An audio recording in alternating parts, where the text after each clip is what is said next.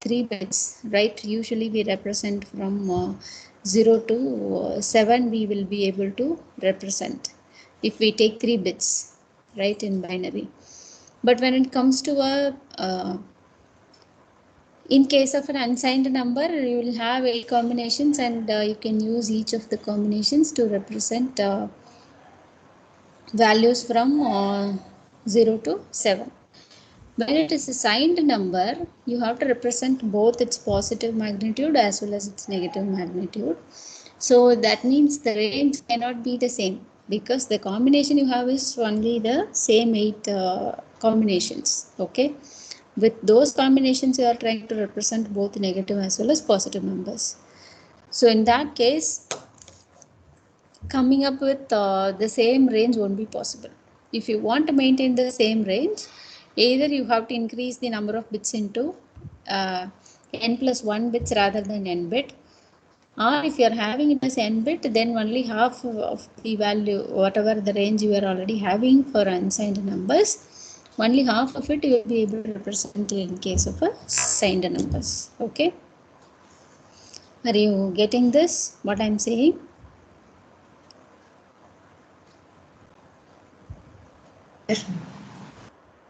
Okay, so now when it comes to signed numbers, in case of a ones complement or twos complement, positive number we represent as such in how we use for unsigned numbers. And in case of a negative number, if it is for example plus 1, we represent with the 0001. Okay, when it is minus 1, we represent it with the ones complement of plus 1. So plus 1 is 0001, and when you take ones complement, it becomes 1110. So if you check here, for minus 1, it is represented with ones complement form of 1110. Okay, that is how it has been represented. In case of a 2's complement, the same thing, instead of 1's complement, it will be represented in 2's complement when the magnitude is a negative magnitude. Okay, so here for plus 1, it's going to represent going to be represented with 0001. When it's minus 1, you take the 2's complement of this value, right? In general, finding out 2's complement, what you do is finding the ones complement of whatever value it stands for in the positive magnitude, and then you add 1 with that to find the 2's complement. That's one way. Okay, so when you do that, here you will be getting 1110 plus 1. When you do, you will get 4 ones. That's one way of doing it. But if you want to straight away write down the 2's complement equivalent, rather than finding the ones complement and then adding 1 with it, what you do is you start from the right. Okay, and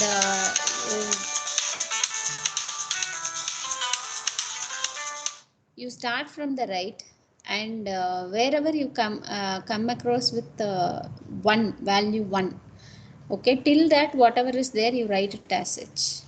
Okay, for example, if there is some zeros here and your first one starts here, right, then you write till that whatever is there, you write it as such. And once you have come across with the first one, after that whatever comes, you just take the complement of that value. So naturally this will result in the 2's complement format. If you have to straight away you want to write down the value, for example, if you take for 2, the value in positive will be 0010, right? When I need the 2's complement of it, what I do is I start from the LSB, right, and write down the values as such till I come across the first one.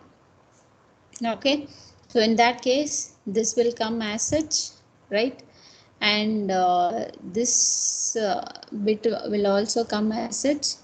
Okay, so now when we come to B1, there is first one has appeared already.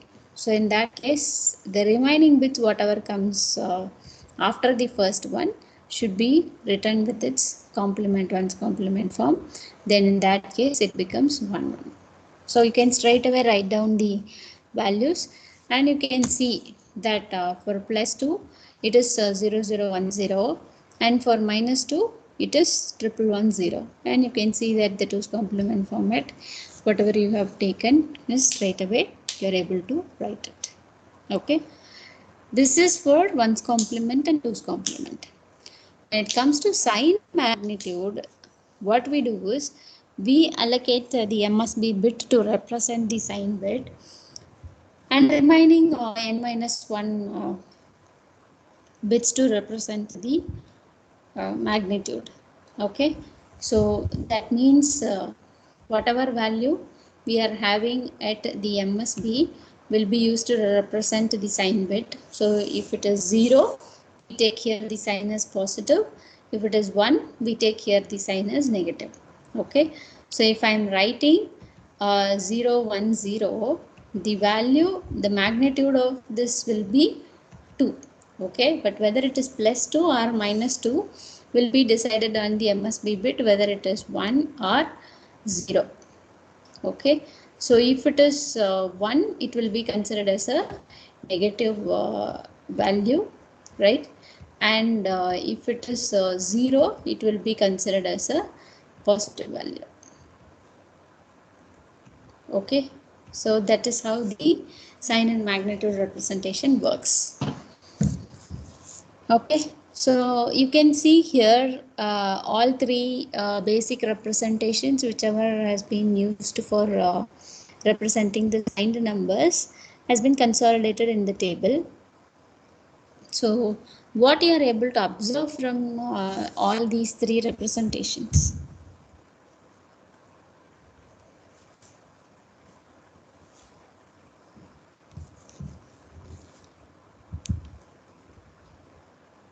What you are able to observe?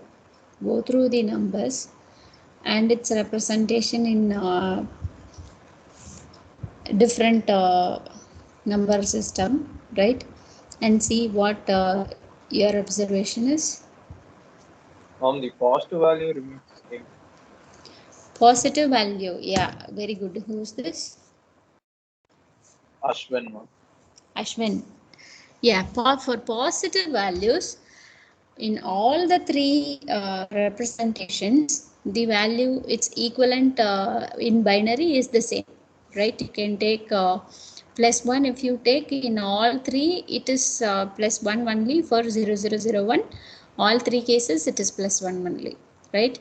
If you take plus 5, 0101, on all three representations it is plus 5 only. Okay, so the positive representation is not going to change, not only between the sign and magnitude, 1's complement and 2's complement, it is also the same for unsigned numbers. Okay, whatever we are getting in unsigned number, the same we will be getting for in all the other representations also in signed number case.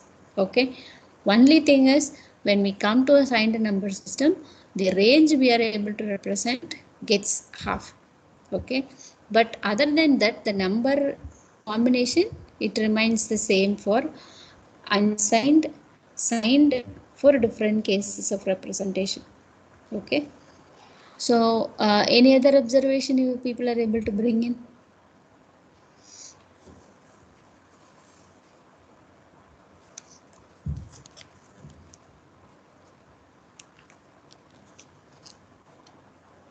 No minus 0 in 2's complement.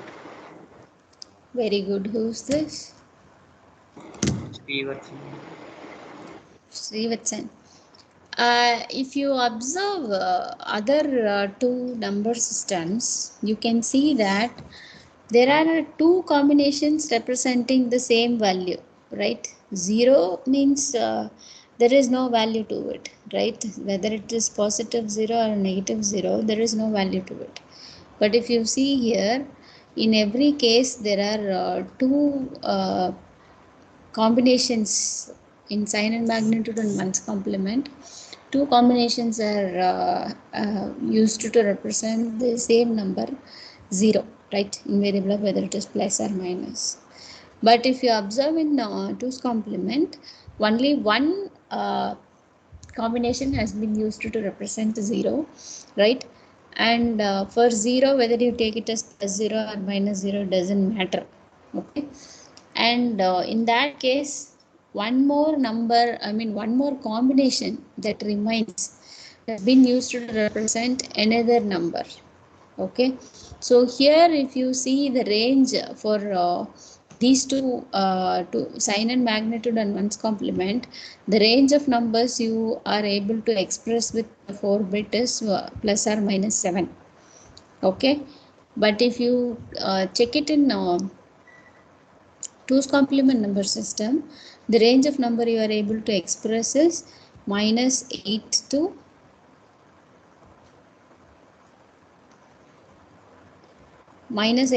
plus 7 you are able to represent, right? That means the range is also getting increased, okay? The range of numbers you are able to deal with is getting increased, okay?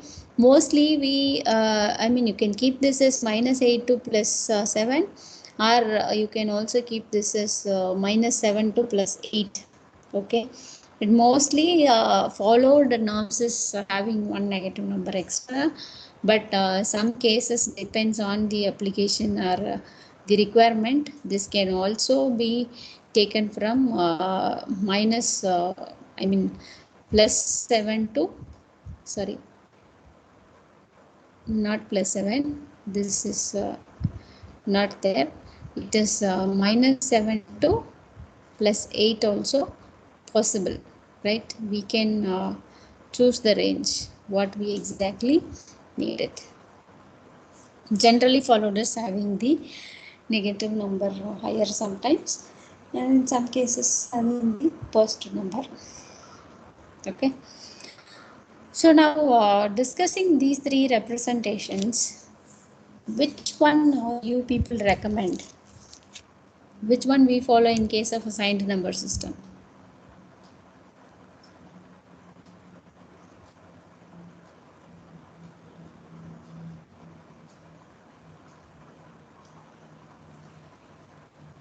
Yes, you are all going to be engineers. Naturally, you should weigh the pros and cons of everything you have and should be able to take a decision, right? One with a bigger range. Yeah, Srivatsan, I think. Yes, ma'am. One with the bigger range we go for. Advantages, one is range is increased, okay? And here, which is giving you that advantage?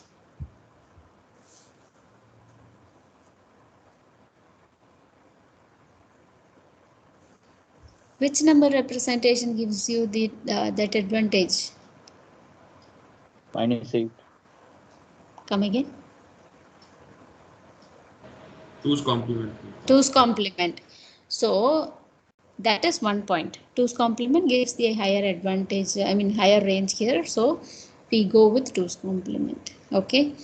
From the assignment you have done yesterday, any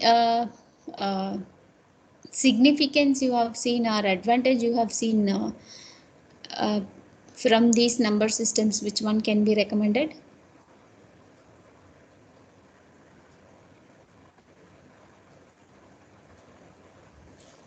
Because the purpose of that assignment is that you should understand why we choose something, why we proceed with something, what if you choose that, what advantage you will get. And see, in everything, not only in technology, even in life, everything is a trade-off, right? You choose what you prefer, or you prioritize things based on that. You compromise on other parameters, right?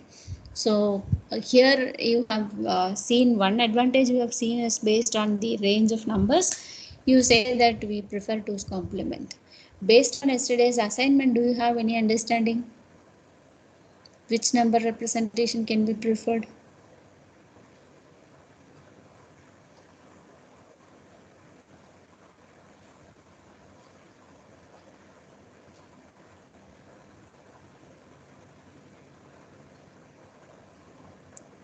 Anybody?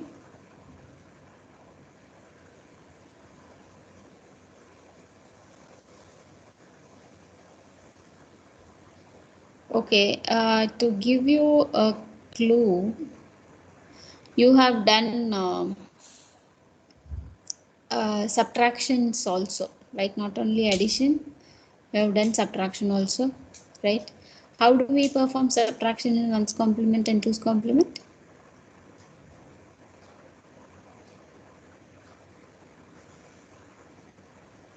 We can discard carry in 2's complement. In other case, what do you do? Add it to LSB. Add it to the LSB. Who is the speaking? Srivatsan. Srivatsan only. Okay. So you are trying to add it to the LSB. Now your operation is simply to perform subtraction, right? When you take 2's complement, how many operations you are performing to get the result?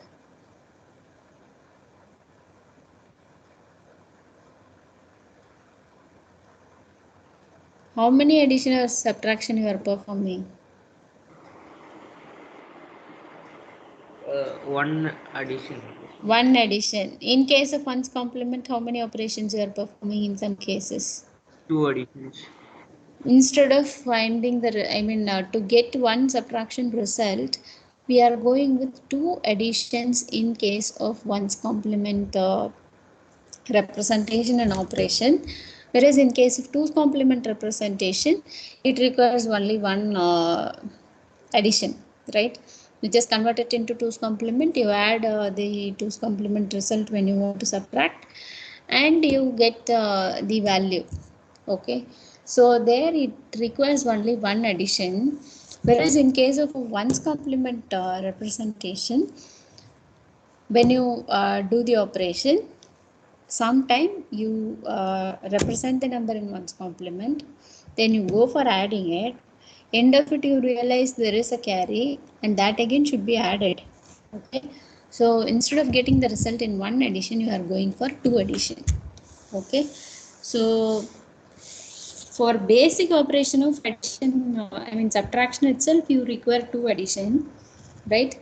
Now when you go for multiplication, division and all, it is going to be repeated addition and repeated subtraction. Okay, that means for one subtraction, you have one additional operation to be added. When it is repeated subtraction, you have more number of operations to be added rather than completing it with the n number of times, right? So out of these three number systems, what we prefer is the two's complement number system for two reasons. One is the effective usage of available numbers, that is, instead of wasting one combination on plus and minus 0, you are able to come up with higher range. Okay, so that means it's better used, right? Available resources are better utilized. And second one is the less number of required operations when compared with the ones complement. Okay, sign and magnitude we generally won't prefer, because we have to process the sign bit separate, magnitude separate, and then again conclude what should be the resultant magnitude and what should be the sign bit. Sometime you can see that when you are adding minus 5, uh, when you are subtracting minus 5 and minus 3, it ends up with addition, right, rather than subtraction, because minus 5 minus 3, it becomes plus 3, right? So these kind of manipulations, right? Extracting the bits separately, the sign bit separate, the magnitude separate, process those things, and then come up with the result is a huge task. So generally we don't prefer sign and magnitude, but in even in ones and twos complement, we prefer twos complement because of these two reasons. Okay, are you people clear with this? Or any point needs to be repeated?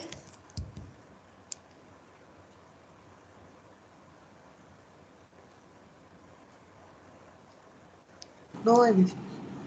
Okay, so I think the speed which I am going is the pace at which we discuss is right, but if you feel that it's a bit fast or slow, please let me know, because in case of a classroom we see your expression and find out exactly what you feel. But here you have to express yourself, right?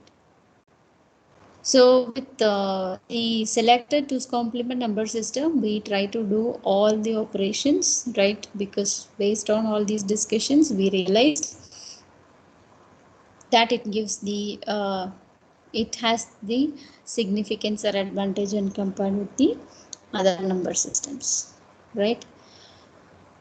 So now you know to represent the number, both signed and unsigned.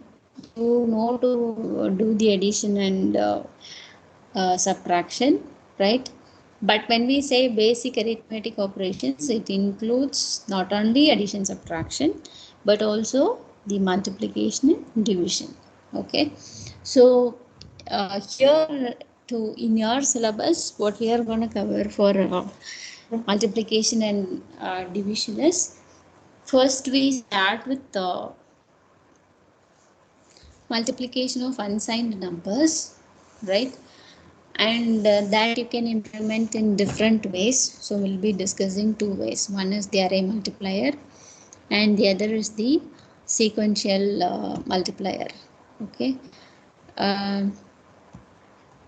good, somebody started the recording, because I forgot, I just realized.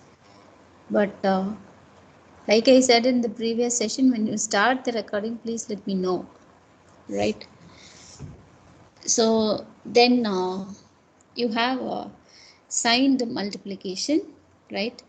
Yeah, when it is a signed number, your regular array multiplier and sequential multiplier may not be performing well. You will be facing the same problem as what we are saying for sign and magnitude representation. Okay. So in unsigned number, we see two different multipliers design, and for signed multiplication, we discuss one method, right? And that is the Booth algorithm. And in case of division, we discuss two division techniques. One is the rastering division, and the other is the non-rastering division. Okay. So to start with, for array multiplier, manual multiplication of 13 and 11, how do we do? We start representing 13 with its binary representation. Then we start represent 11 also in its binary form, right? And then we start from the LSB. We check whether it is 1. If it is 1, we take this multiplicand as such and keep it here, right? And if it is 0, then multiplying something with 0, we will be having all zeros here. Okay. So then go for the second bit, B1 bit, right? See what value it is. Here it is 1. That means the same multiplicand value will be added once again, but with a shift, right? We are not going to, the place value comes into the picture here, right? So we make a shift and then only we add the values. And then we go for B2 bit, which is 0 here. So when you multiply with the multiplicand, you get all zeros. Again the place value changes, so we shift and then write. And then we go for the B3 bit, in this case MSB. So that is 1 here. So we have the multiplicand as such, and then you go for adding it. So this when you add you get 1, this when you add you get 1, this again when you add you get 1, right? This when you add you get 1 1, right? So 1 will be here and other 1 will be here.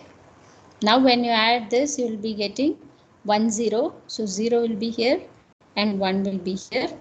Now when you add this, you get 1 0. 0 will be here and 1 will be here. Now when you add these two, you get 1 0 again.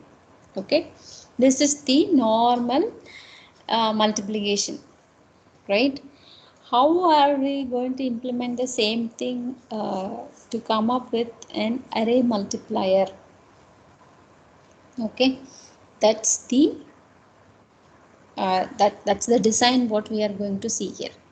Whatever the process we discussed here, the same process we need to implement using the digital circuit. Okay, so that is what we are going to see here. How are we going to implement this process of taking each bit from the multiplier, right? Starting with B0, then we have to take the value of B1, then we have to take the value of B2, then we have to take the value of B3. So taking each and every bit from the multiplier, and based on these bits, you decide whether zeros to be added or the multiplicand itself should be added here, right? And then you add, and at every stage you get the partial product. Okay, and finally when you go across the entire stage, you get the final result, right? So first thing what we have to do is we extract the bits, right? Each and every bit should be extracted, like B0, B1, B2, right? Like this we have to extract each and every bit separately at every stage, not at the same stage. Every stage we need different bits here. Once we have taken that, we decide whether we have to add m, the multiplicand value, or zeros to be added. Okay, whether you want to add the multiplicand value or zeros, that you decide based on the value B0 or B1 or B2, at what stage which value, which bit to be considered. And when we add, we are not going to simply add it, we to get the correct face value, place value, we go for shifting also, right?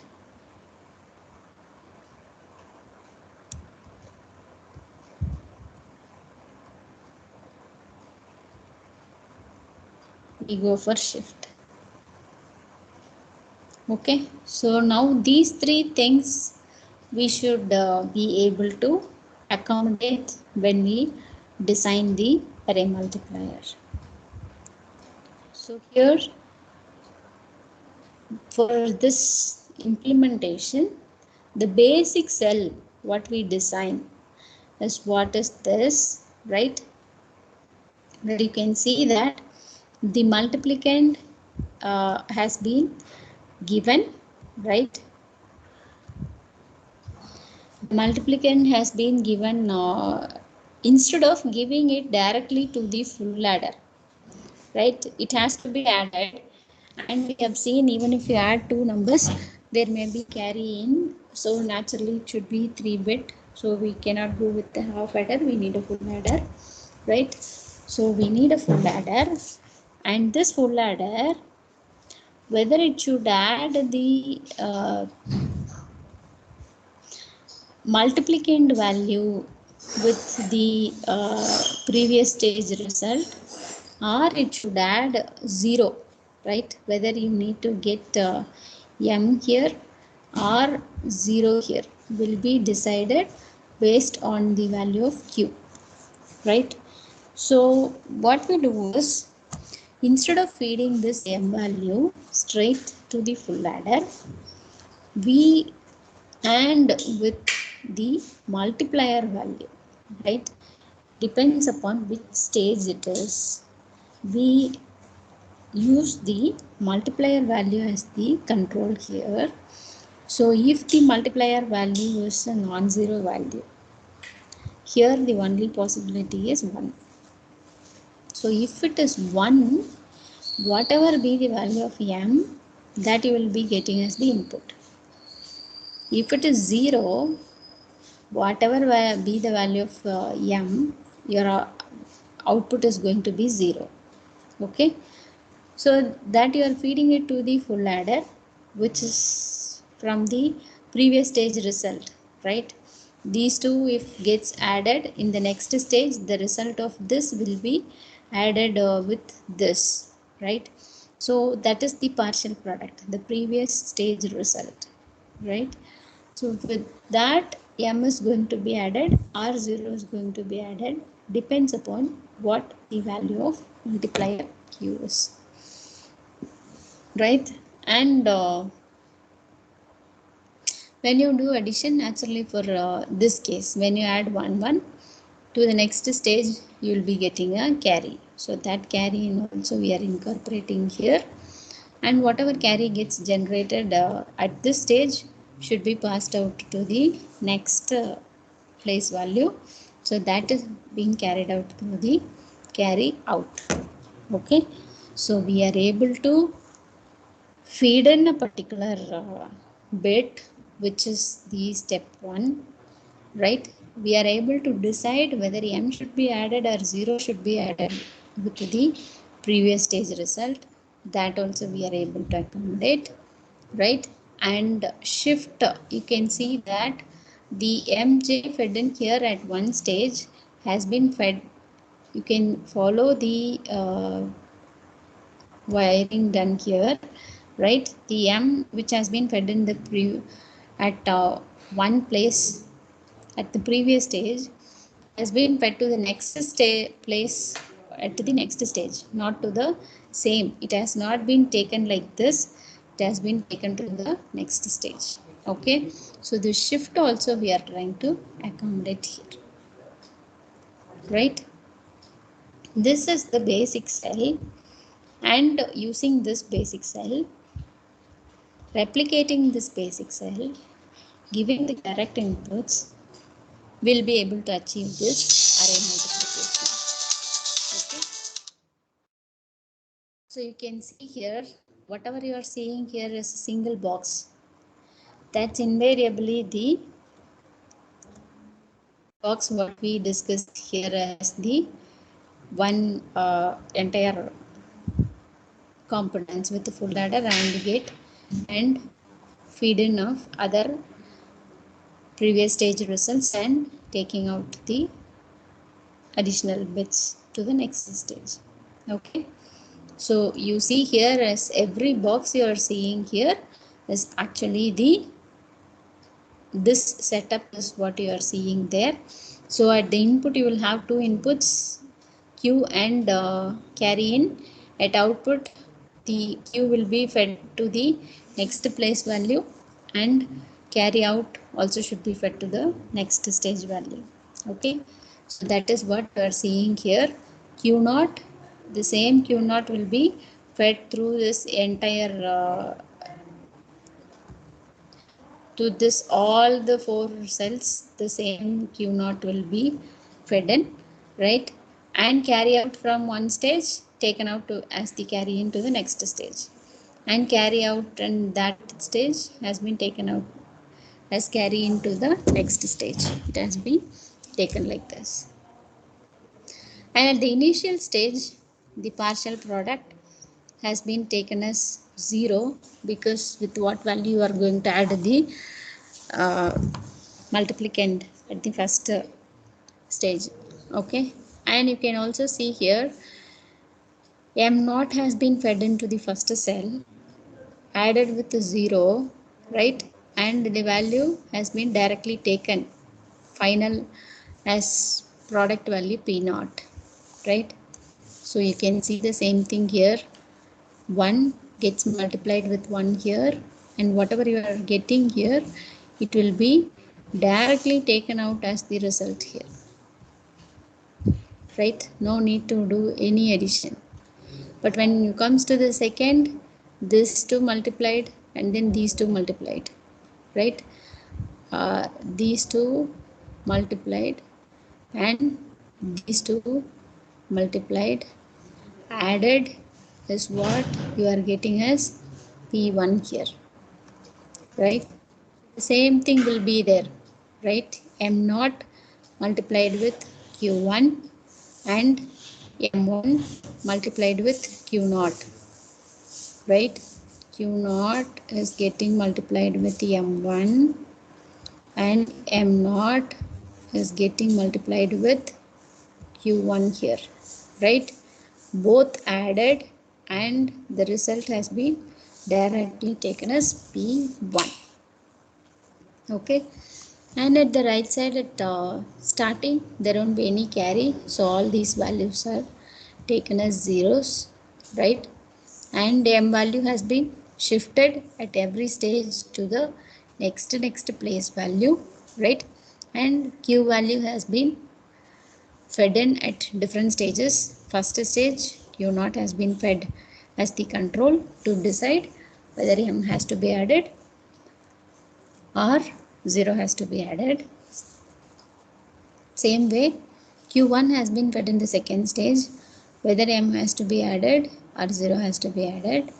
In same way Q2 has been fed into the third stage whether M has to be added or 0, and fourth stage Q3 decides whether M has to be added or 0 has to be added.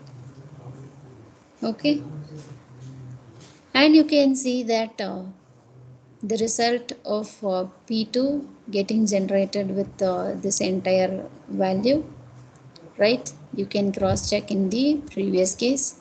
Same way P3 gets generated with all the 4 bits, where you can see here P3 gets generated with all the 4 bits, right? And whatever the carry generated naturally passed on to the next stage. So at the end of it you can see that the values from P7 to P0, if you multiply two n bit numbers, the resultant size is going to be 2n bits, right? So here it's a 4-bit number multiplication, so result will be 8-bit numbers, right? So the entire 8-bit, you can see that from P7 to P0 you have it, from P7 to P0 you are having as the final product. Okay, so in between you get the partial product of every stage, where PP0 is always initialized to 0, PP1 partial product 1 is the first stage result, PP2 is the second stage result, PP3 is the third stage result, and PP4 is the final product in case of a 4-bit number multiplication. Okay, so just take a few minutes, try to understand this entire functioning. If not clear with any of that, please get it clarified now, because in next class we will be seeing another multipliers. So please make yourself clear of this class now itself.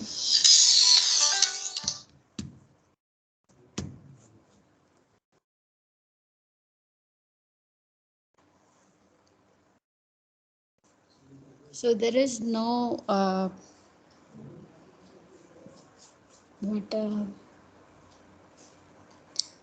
efficiency or optimization done here. We have simply implemented the basic logic of multiplication. Okay, and to come up with that we have come with the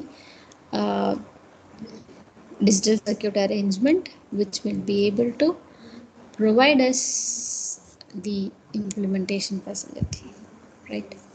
So this is using simply the combinational circuits, very simple implementation array multiplier.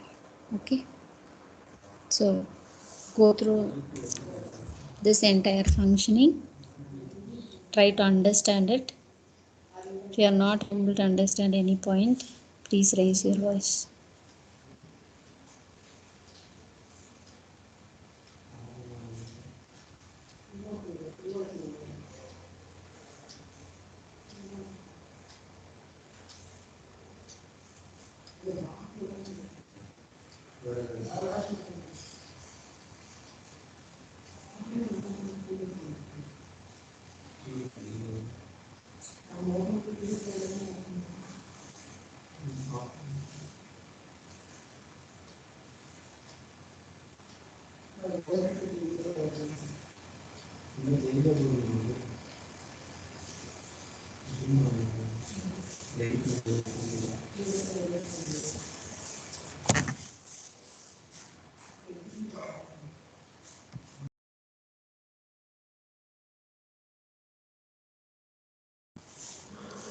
You want me to go to some other slide also? You let me know.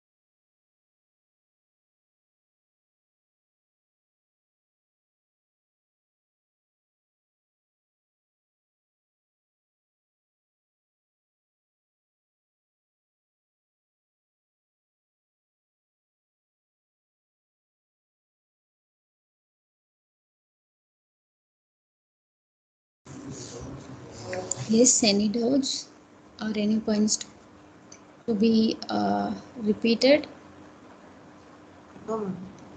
Yes? No, ma'am. No, ma'am. Okay, okay.